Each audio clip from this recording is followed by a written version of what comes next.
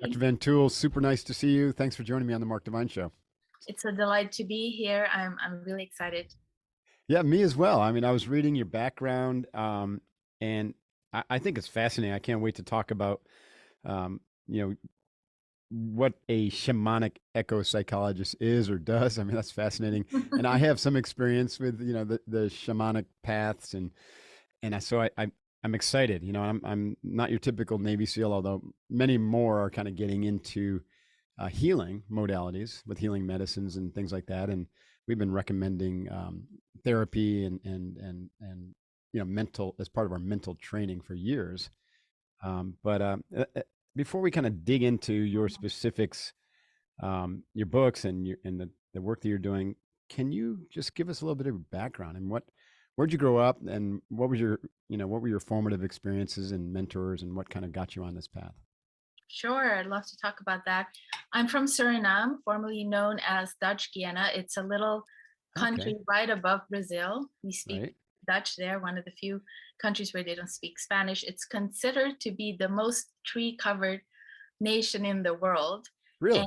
as a sensitive empath, like many others, I hid in nature in the jungle that was interspersed around my house.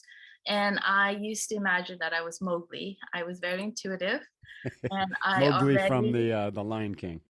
yeah, I Awesome. already had an intuitive sense of what was off in the world, in the modern world. This is Hmm. a third world country, but I still had enough exposure to that. My parents both studied in Europe before they came back. So it was a very diverse country, lots of ancient traditions and Hmm. more modern traditions. And I veered towards the elements at a young age because my father was very into nature. He's an architect as well.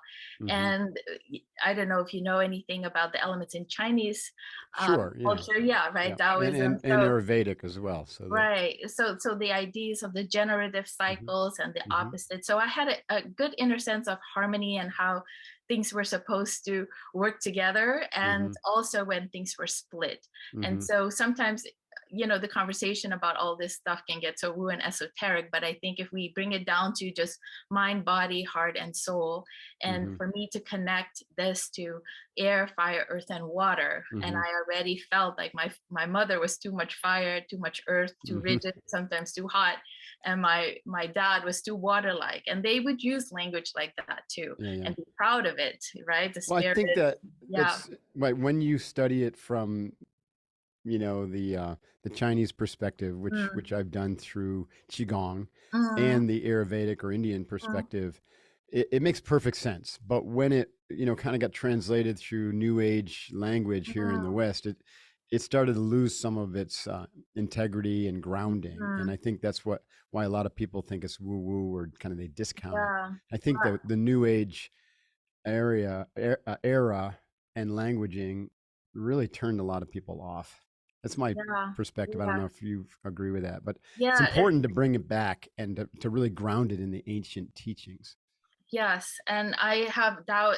I'm very multicultural, Hmm. and my father, both my father and mother, have some Taoist roots, Hmm. and I believe that some of that also was passed down just in the bones and in my knowing. In regard to the yin yang symbol, that Hmm. made sense at a very young age already. Hmm. I was upset, I must tell you, that I did not feel as attuned to the Chinese way, especially when I got exposed to the more Lakota way, which were Hmm. more the four elements instead of Hmm. the five. And that made Hmm.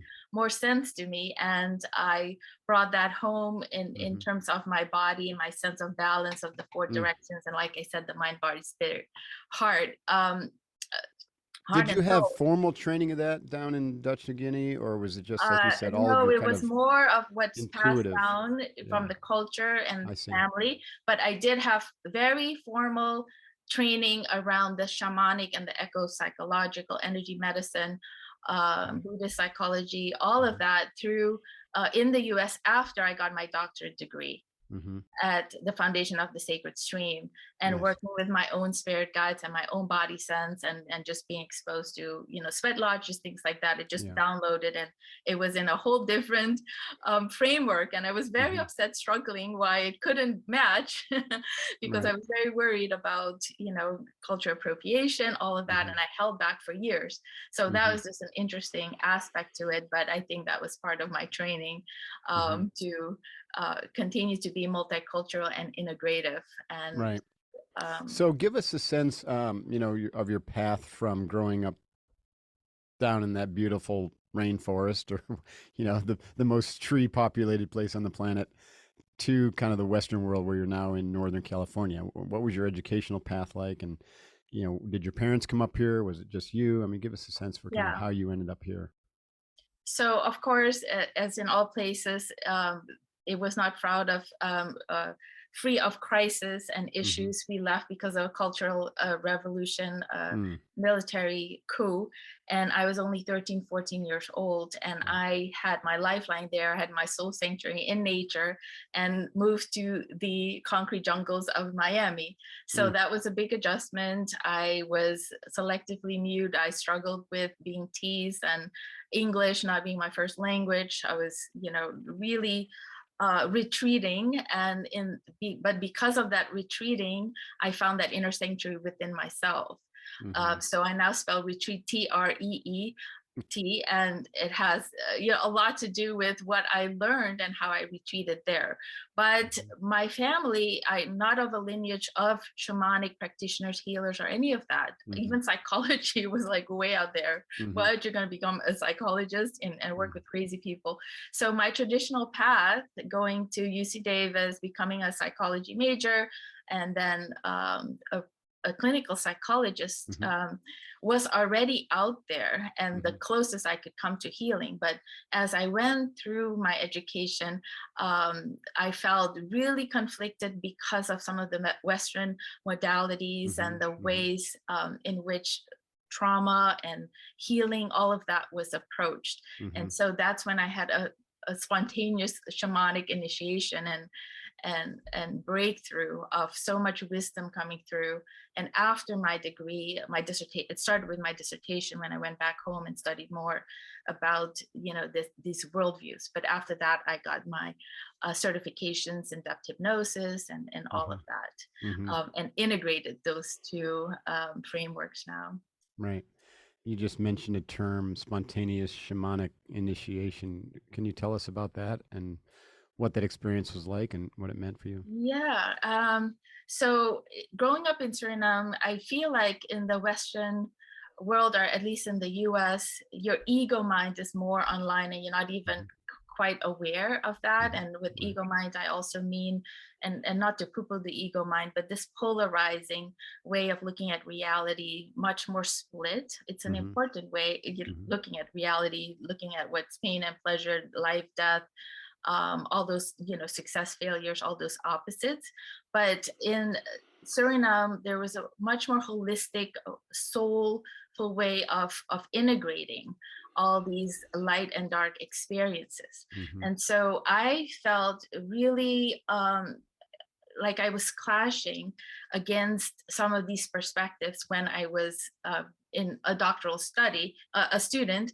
And in my ethics class, there was a particular article and phrasing that really did not sit well with me, which was, if you use your intuition and trust that more than evidence-based studies, you are being unethical. And Mm-hmm. this could be like out of compliance with some of our Mm-hmm. regulations.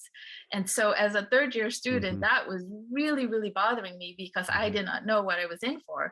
I was like, my whole life, my short life, I've been trusting my intuition to heal, and there is no way where am I to go?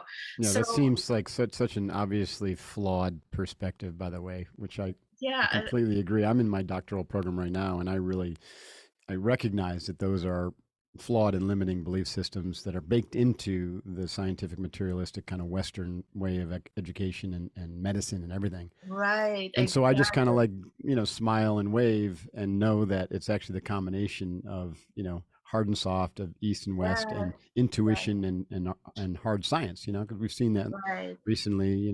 Trust the science has really gotten interesting. Yeah. In the past couple of years. Yeah, for sure, for sure. I love that, and I applaud the field. I'm not also like totally anti. This was 25 Of years course, ago, and it was a lot more rigid. And it all depends on the different programs. There are holistic and integrative programs that are totally open-minded sure. and doing Hmm. it right.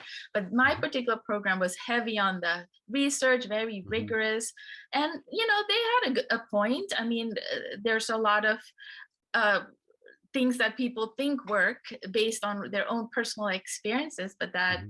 does not necessarily mean it's going to work with your clients. So Yeah, there's it's not got to an be some, either or, right? right. There's got You to be know, some checks and balances. right. And And for instance, hard yeah, science, when mm, medicine is valuable, if something's really broken, but we should lead with holistic health and wellness, right?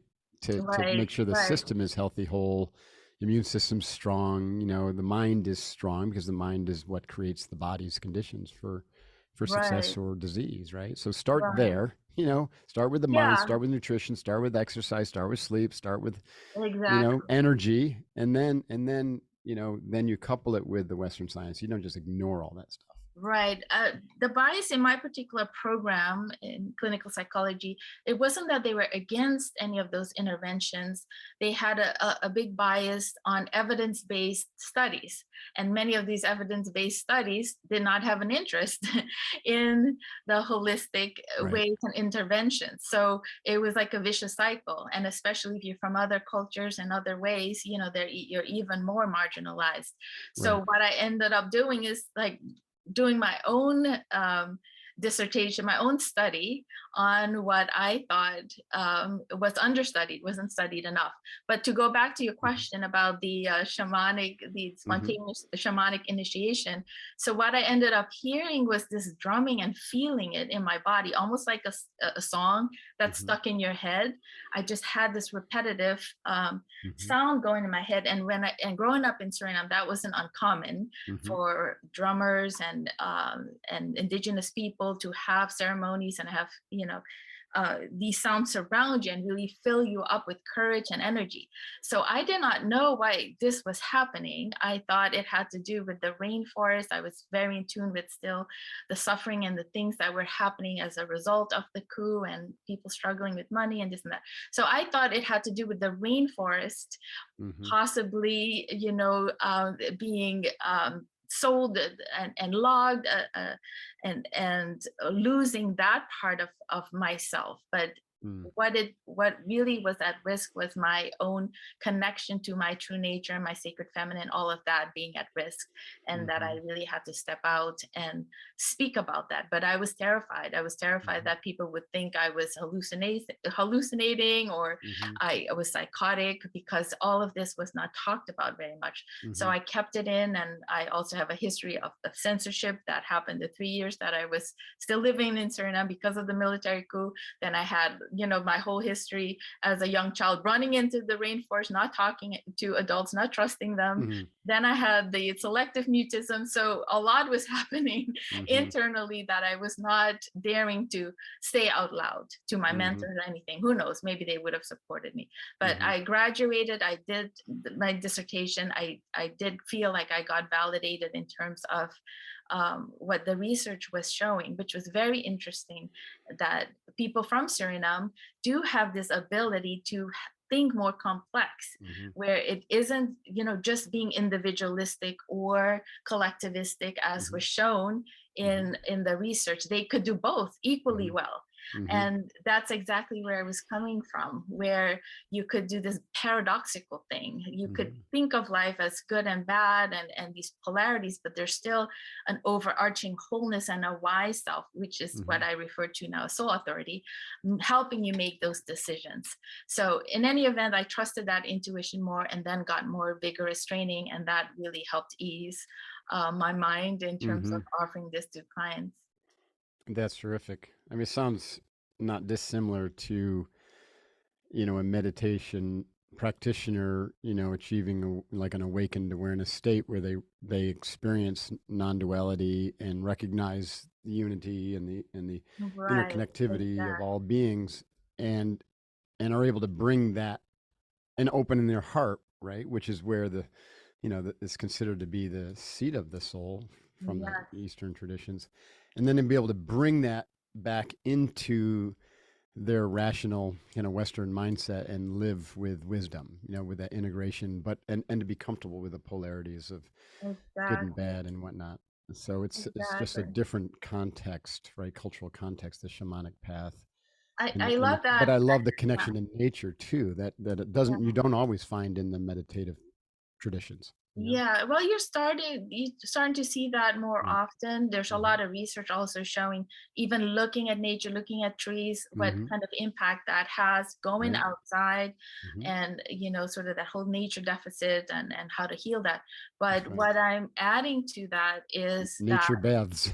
yeah, that you are nature. If you look You are. under the microscope what you're made of, and you look at water in the lake, It's all I the mean, same. Yeah. it's the same, right? So Mm-hmm. to really know that you can access nature, and that natural scape that gives you all this peace and activates your parasympathetic nervous system, there's a way to go in and Mm-hmm. activate that and understand that you Mm-hmm. are that. The other thing I wanted to say, though, that I really appreciate about you is, I grew up in a culture where there were so many languages. I mean, I grew up, speaking several languages, not even realizing that was several languages at once. Right. Um, Fascinating. but I think that fluidity and moving into different cultural contexts is also what's going on over here when I'm talking about, working with nature elements, using one paradigm and then switching it over, translating it to Mm-hmm. another Mm-hmm. paradigm, translated into Western psychology, just to build those bridges and Mm-hmm. make it much more accessible to Right. people who understand maybe one and think yours is just so Mm-hmm. weird. And when Mm-hmm. you make the connections, it's not so weird, right? We see Right. where they overlap. That's brilliant. And we have some similarities or commonalities in that because I've been, Mhm, and I got involved in meditation at 21 through Zen, right? Through the Eastern mm, practice of Zen. And then I was introduced to yoga, deep mhm, yoga, the 8 limbs of yoga and the meditative mm, practices, maybe 12, 15 years later. And of course, through Qigong and deep study of Tai Chi. And I've mhm, now been studying the martial arts since mm, 21 and yoga since about 30. At any rate, and I've also been engaged in Western therapy since I was mhm, 31 years old. And so I'm a teacher. That's my calling, right? My dharma. mhm, And so I've been able to bring from all these really rich traditions, even though I grew up in a small town in upstate New York.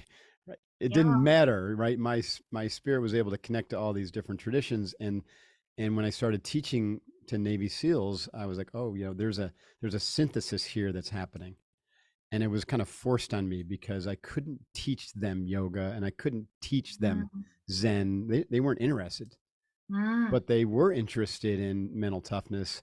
They were interested in the integrated, holistic kind of health principles, as long as I didn't talk about it in kind of the woo woo new age terminology, but distilled very practical tools for them. And that literally became the foundation for SealFit, my business. yeah. I And so felt that synthesis and integration to bring these really powerful principles to the Western world in a way that makes sense.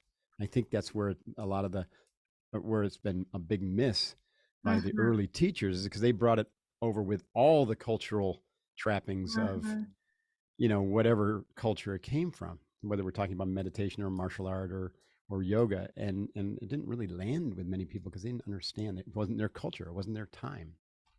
Does that make mhm, sense? And I think that's why when I see the term eco psychologist, what I hear is an integration of ecological principles which are going to be grounded in nature and obviously going to have a lot of wisdom to it combined with Western psychology.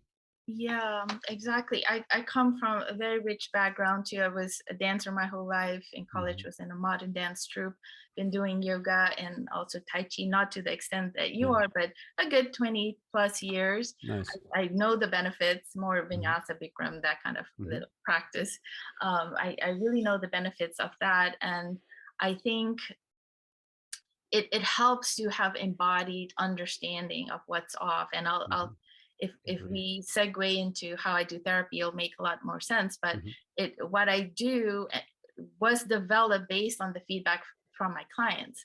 mhm, And for example, I did learn how to do shamanic journeys, teach them how to do the journeys, but what they ended up doing was fire guides they didn't like. mm, And mhm, work, in very lopsided ways, where mhm, in my intuitive sense, I would see it like, this is not going to work. You have a lot of air and intuition, but you're not grounding it in mhm, earth, or there's not enough fire to set the boundaries. mhm, And right. So it was my own sense of how to make sure the ego was balanced to even receive the guidance. And mhm. I love what you're saying too, because I work with people from all over, and I'm a firm believer of this myself, that life is kind of like a Rorschach. So Mhm. it has Right. so much to do with also the blueprint, or the eyes you bring, the ears you bring to it. Mhm. And I think Mhm. it's more than just this life. You asked me what are some of the Mhm. things I don't talk about in on other podcasts or all the time, but I'm fully aware that we have life experiences and wisdom Mhm. that is carried over, and Mhm. we come in, and because of that we're attuned much quicker, to, for example, the level where you're at in consciousness, to Mhm. match that. And you Mhm. see that in the Rorschach from life, Mhm. right?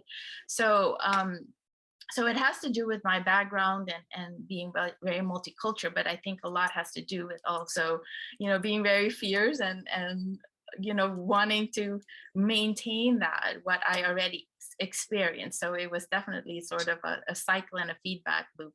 But the world gave me what I gave the world, and Mhm. shaping that together in Yeah. this balanced whole. And I resonate. I see how we are kind of Mhm. kindred spirits in that Yeah. regard. You use the term using soul authority as antidote to epidemic Mm, narcissism. Can you talk about that a little bit? What is it? What do you mean by soul authority? Does that mean a yeah. connection to your soul and bringing that forth into Connection the to your world? soul, and it's a play on words. I kind of like to do that a lot. So you can Mhm. also think of it as SOLE, authority. Mhm. You're the sole authority of your life. Not to Mm. say that we're not social beings and shaped by the Mhm. environment, but as I said, I felt Mhm. like when I learned about attachment theory growing up, I'm Mhm. like, I feel like I shaped my parents as much as they shaped me, because I Mhm. was so adamant about certain things. Mhm. So, in terms of soul authority, it has to do with understanding how you perceive reality and how you respond to it. So, when, for example, and I work with clients, I now think of teaching them how to go into a soul sanctuary, which Mhm. helps them, especially the sensitive and empathic people I work with, become clear about their boundaries, where the energy begins and ends. And Mhm. this bleed through is and the bleeding heart issues and compassion fatigue is really an issue for that population. So once you do that and you understand what you're responsible for, I work with the tree guide to help ground your soul authority, to help you connect to the above and below. Mhm. And instead of then being sort of distorted, lopsided in the trauma body, you're with your truth body, with your soul, and all of these aspects of yourself in balance. So Mhm. the goal is to to start there, and there, keep on retreating and connecting to that part. And how that counters the epidemic of narcissism. I see the narcissism is something that we all do in the modern world, where the ego Mhm. mind takes over, the ego mind that's Mhm. not connected, and often also shaped by trauma, ancestor trauma, and all that. Mhm. So that ego mind is a subset of all of this, but tends to be centered Mhm. and wants to live life from that place. So soul authority is sort of demoting that Mhm. ego mind and help it become more successful in what it's meant to do, which is to be Mhm. the operator and to be the manager and to execute what your soul and your whole self want to achieve in life. Mhm. What do you think soul is? I think of soul, oh, that's such a, The I $1,000,000 will question, not right? claim to be the expert Of course not. at this, Because but the term is thrown around quite easily, yes, and throne, and what's our soul different than spirit and this and Right. that. So I really am big on not to get too caught up in words and Mm-hmm. get entangled in that. People Mm-hmm. want to come and bring their gods being a frog or this or that, whatever it is. So I don't care. I think of soul as your energy, and I think of soul as more pertaining to the individual, and spirit could be like a more Yeah. grander Universal. idea. Yeah. And I think of soul and it really, in my mind, aligned to your wholeness and that balance.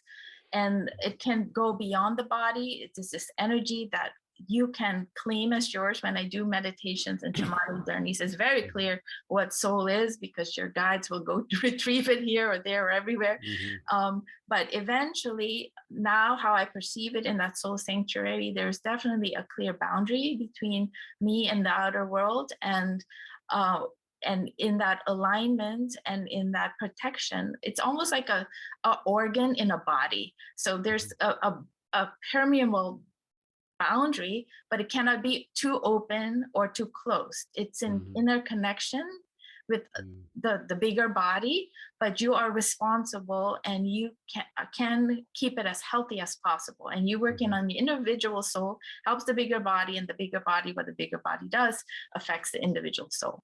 So that's as Yeah. That best. sounds very similar to kind of the Indian Mm, yogic Ayurvedic kind of view of the koshas or the sheaths, right? So you have the mm, physical, and then you have the personality, and then you have the wisdom, and then mhm, you have the energetic, or maybe the energetic and then the wisdom, and then you have the causal body.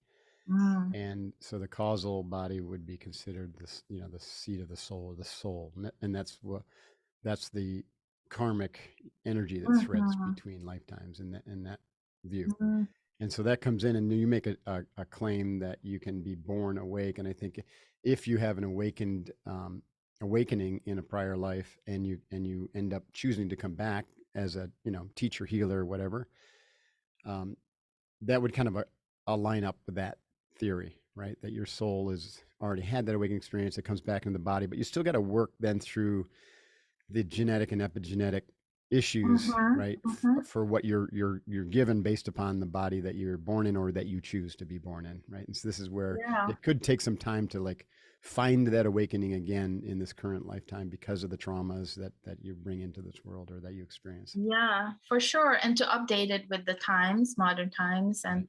I mean, I'll tell you Mm. one interesting story of one, past life that I uncovered. And this was not, something that my parents or in the culture was talked Mm-hmm. about a whole lot. Mm-hmm. But I was so convinced that I was going to do my clients harm. And why, this really stuck with me. Talk about the Rorschach, and in Mm-hmm. my ethics class, them saying that, Mm-hmm. because I had some pattern around persecution fear.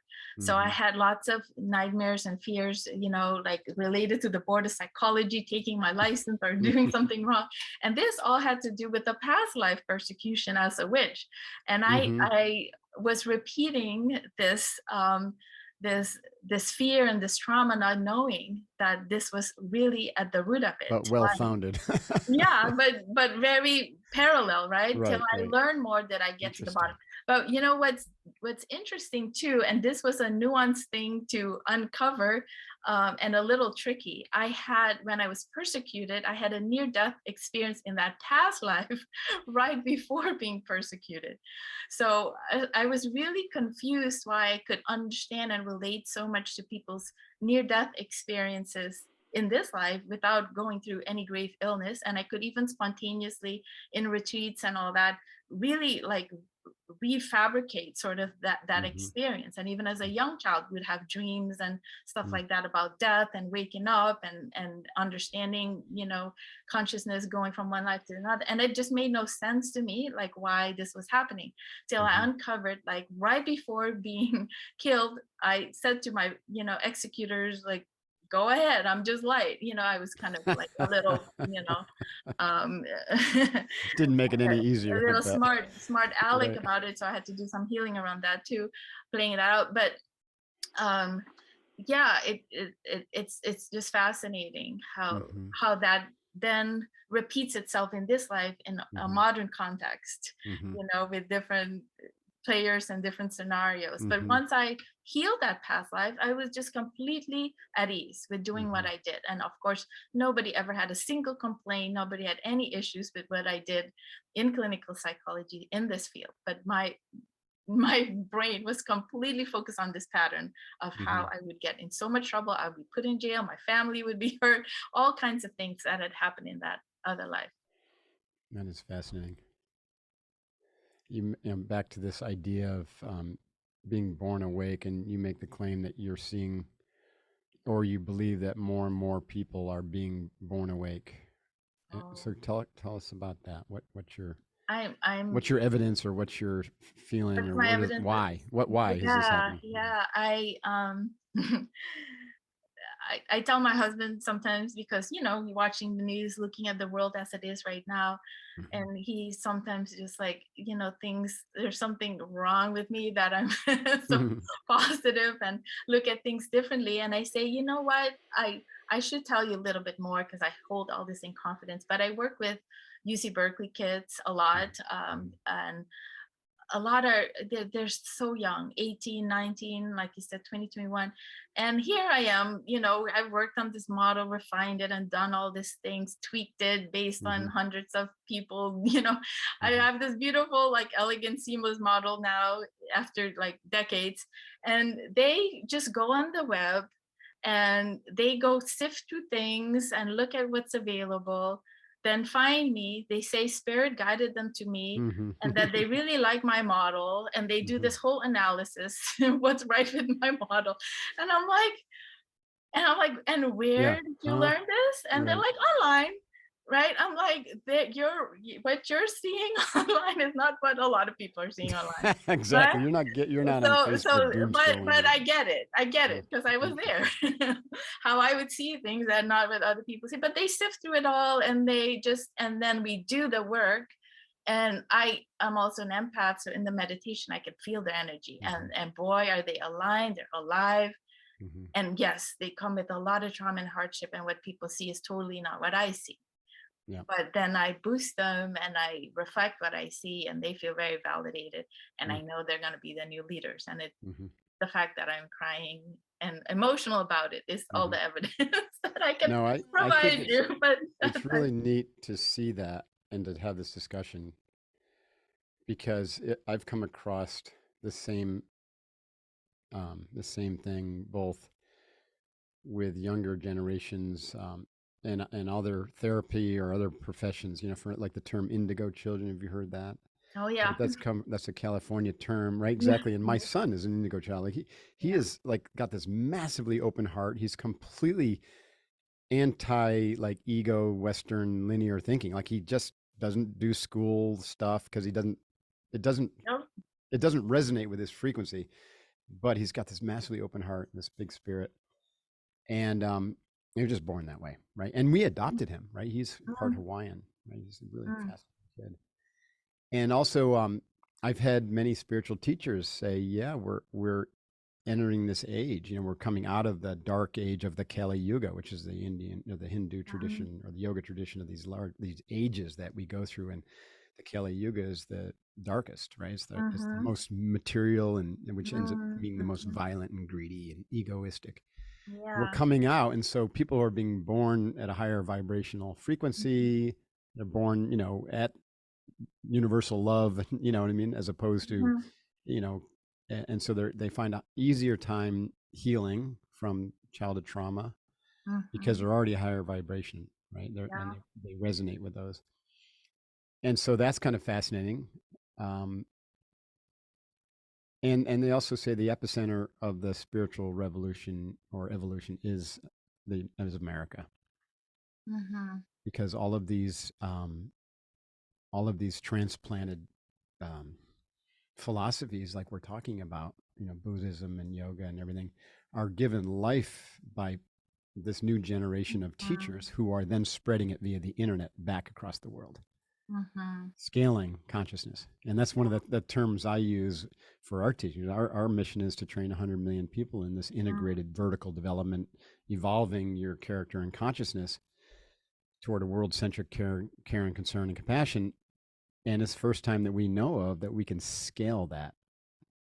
You know, Yeah. from Yeah. Gandhi's saying, "Be the change you want to see in the world," to like be the change at scale, hundreds of millions, or can you imagine, billion Yeah. people?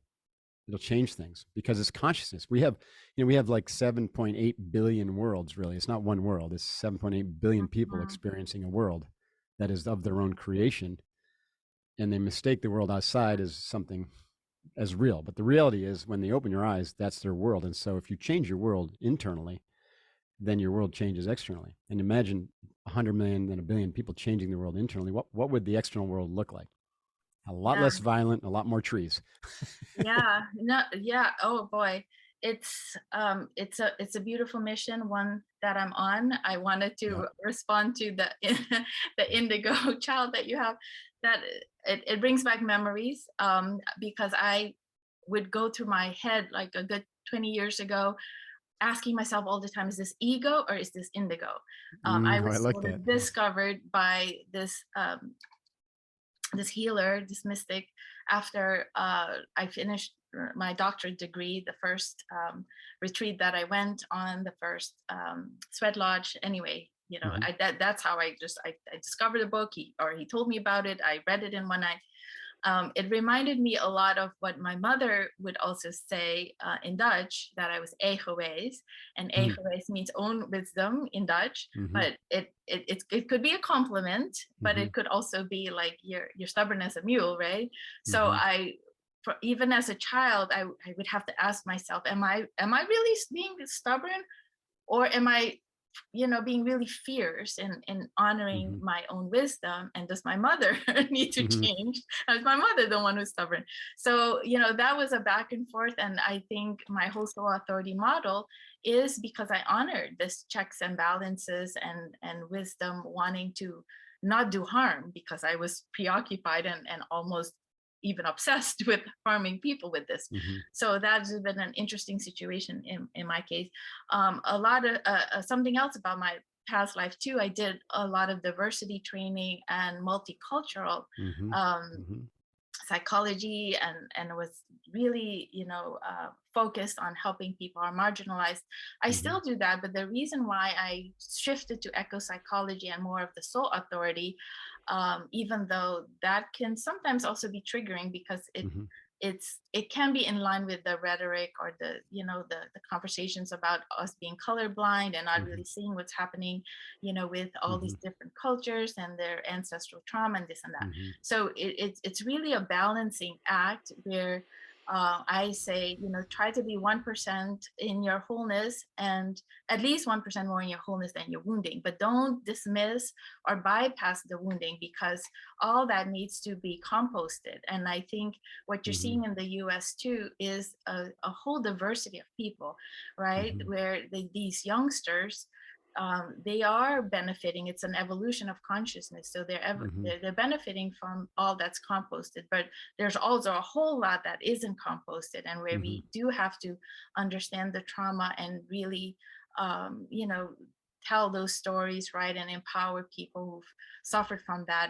And sometimes the tricky part is they feel like their traditions and their wisdoms and practices are stolen, and they're forgotten, right? They're Hmm. not Hmm. empowered. So we need to also be sensitive and aware of that dilemma, because that's been going on for centuries and Yeah. generations. So empowering both and Yeah. balancing everybody across the globe equally, I think, is the mission. And sometimes that would slow down the mission a little bit, because No, we it's important. Again, it's important to do that though with love, as opposed to Mhm. as like a social justice warrior who's fighting against it, right? And I think that's Right. because you Yeah. when you fight and you bring negative energy against a negative, even if your Yeah. intention is to fix it or heal it, Yeah. it magnifies it. It makes it worse. For sure. Which I think is a problem with like the critical race theorists and all that, and the way it's being presented in the media. It's actually made it worse, right? It's made the Yeah, separation worse and racial disparity worse, in it's my it's hard opinion. to say if it's worse. It's the same with the Me Too. Is it worse? Is it Yeah. better? It brings definitely awareness. It's a step in the process of when you're totally imploded. you're looking at people who are now totally sometimes exploding. That is Mm-hmm. not ideal, but to True that. understand the imploding, exploding pattern before you get to a place what I call, fierce, compassionate boundary setting, which works more like a fever. And Mm-hmm. it's really to protect you and get you to a place of ease, but have the firm boundary. A lot of Interesting. people Right. can't do that yet because there's so much implosion and trauma, Mm-hmm. right? And then they're criticized for exploding, but Mm-hmm. nobody's looking at the whole history of the implosion that leads Mm-hmm. to the explosion. So this So is it's what out I of mean. balance. So you get these wild Yeah, you need swings. to really And honor it and takes right. yeah, understand the whole journey of that. Let's somewhat relate this, or at least transition this to the idea of kind of the Western ego, narcissistic, linear, left brain Mm, trained mind that leads to this, that has led to this kind of linear mm, culture of extraction, production, and then waste, and also like this idea that we always have to be growing, and if you're not growing an economy, you're not mm-hmm. growing a business, then it equals Yeah, bad, right? It's bad, and you yeah, and I know that you can't, something can't grow forever, right? It's just yes, impossible, right? We yes, go in and these cycles, and like you said, these seasons, and so right. what's unfolding at a grassroots level, but you just don't hear about it in the mainstream media or in our government yet because there's no money there, is the circular economy and this idea of circular Mm-hmm, wisdom mm-hmm. and starting to pop up. So what's your take on that? Because I know that's something that you've discussed Yeah. and you So teach. so bringing it now down to the nitty-gritty and so that the listeners can really benefit, Yes. what does this even look like on the ground, right? On the Mm-hmm. ground level. So when I work with clients and I work with people from all over, a lot of people of color, women, and so this narcissistic, or what some people call this conditioned patriarchal thinking, that's everybody. I mean, Mm-hmm. it's every single person I approach in the same way. So when we go Mm-hmm. in the sanctuary, we enter the heart center, I help them balance their energy, feel that out, kind of like you would a surfer or a dancer or Mm-hmm. yoga practitioner. They balance their energy, then enter the heart center, go into this sacred garden that kind of functions like a greenhouse, Mm-hmm. activates the parasympathetic nervous system and all that. So they start working with the central tree, and these are the three key first steps that I do with all of them. And no matter what they're dealing with, depression, anxiety, um, who knows what, if you do this intervention, you already start seeing your world differently. So what that is I have them sit and lean against the tree, and it's already different because you have to surrender Mm-hmm. and sort of feel that support. So the mantra that goes with that is earth has your back, right? Mm-hmm. Then I have them lean their head back against that tree trunk, so their spine is lit up, they have more courage, they have more backbone, hopefully they can start feeling that connection. But even putting your head back and saying you want now your crown to open and you want to receive guidance from above and below and coming into your channel, rather than you being a coconut brain and Mm-hmm. operating from this place, Mm-hmm. which I compare to like a pool of water. It could be organic, could be great, could be all natural, but if you're not connecting to the bigger system of waterways, guess what, it's going to become toxic, it's going to Mm-hmm. do all these things. So we start doing that and we use these metaphors, and then I say, what happens to you? How does that feel for your planning brain, your prefrontal cortex, all of that, to now trust a little bit and receive wisdom first and then execute Mm-hmm. that, just that order, switch that around. Mm-hmm. And you'll be amazed how people say that anxiety, it's almost like you're demoting your ego mind now from a Mm-hmm. job that it shouldn't have had. It Mm-hmm. just got confused because it's tasked with everything and it's Mm-hmm. over its head with Mm-hmm. all that Mm-hmm. guidance coming through. So that's how I do it on a really simple level, starting there. And when they're open to that, then we start working with the elements which align the ego mind.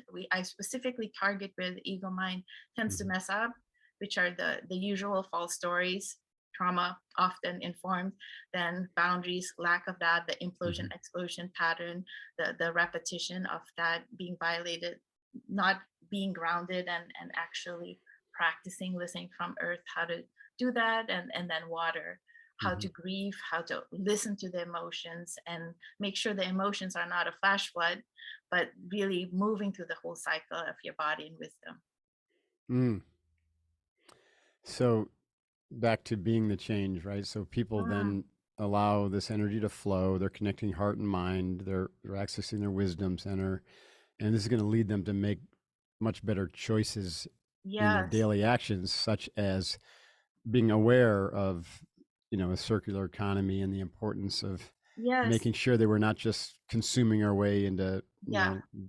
environmental destruction or whatever the end looks like of that. One step at a time. I think you Right. first need to feel empowered and resourced and Mm-hmm. healthy. But what I already see people getting is like, oh, this toxic air, this Mm-hmm. contaminated water, this degraded soil. How is Mm-hmm. that related to my body and how I Mm-hmm. relate to these elements in my body? There's a Mm-hmm. relationship there. That's right. So That's fascinating. Very, mm, very interesting. And your book is called Soul Authority.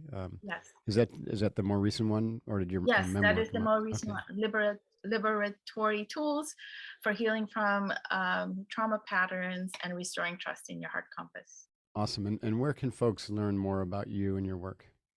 The Sacred Healing Well Mm-hmm. is my website, Mm-hmm. and um, I shared a link with you. Mm-hmm. And if they click on that link, they'll get this diagram, which is a soul authority and all the Oh, sanctuary, cool. all the different Okay. circles of influence.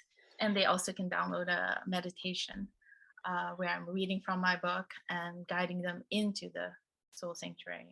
Terrific. Well, we'll share that link, but I want to read it out loud. So it's thesacredhealingwell.com/soul sanctuary meditation. So if you're driving, Mhm. just remember that. That's great. Great work. Man, it's such a pleasure talking to you, Dr. Van Tuyl. I've really, really enjoyed the conversation. A very different one for me, but I'm really super excited to have it because I get to talk about things that I don't normally talk about, And I've had I was going to say this earlier, but I had a really cool shamanic experience of my own. Mhm. And this is after at SealFit, we had an individual pass away and have a heart attack at one of our events, our 50-hour event. And Mhm. it was fascinating because this is an awesome guy, and he had a heart problem, like an enlarged heart, and he passed away the absolute second that I secured the event. Meaning, if I finished the event, I said, everyone, and he's been up and training for 50 hours straight. He'd been training for over a year for this event. Wow. And as soon as I secured the Wow. event and said, you're done, Huh. he died. That gives me goosebumps. He died. So that was like his pinnacle, right? He literally threw his Wow. heart into it. And 3 days later, we were dealing with this big traumatic experience like that. This really rocked my world. I was like, oh my God, I almost was going to shut SealFit down. Um, I was traumatized by this Mm. because I had thrown my heart into SealFit. I never Mhm. in my life would think this had happened. And we've been through 47 events with not a single incident.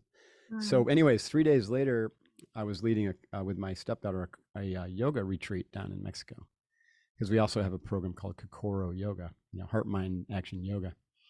And so she, as part of this, she had organized an optional visit with a shaman if you wanted to, and I was like, oh, I'm in. I definitely want to do this. And the shaman didn't speak English, so he had an interpreter. And I go into the room, and he's there with an interpreter, and he lays down, or I lay down, and he runs his hands over me. He's doing whatever shamans do. He's gathering information, and then he says to me, "You have a couple questions you want to ask me." And I certainly didn't go into the room thinking I had a question to ask him, right? But as soon as he said that, a question popped into my mind, and I said, "Was it my fault?" Mm. I didn't say anything else. I said, "Was it my fault?" Mm. And he looked at me, and through the interpreter, instantly he said, "It was not your fault. In fact, Kirk, which is the guy's name who passed away, Kirk is here now." And he says that from his perspective, where he's at now, you're a great man. Wow.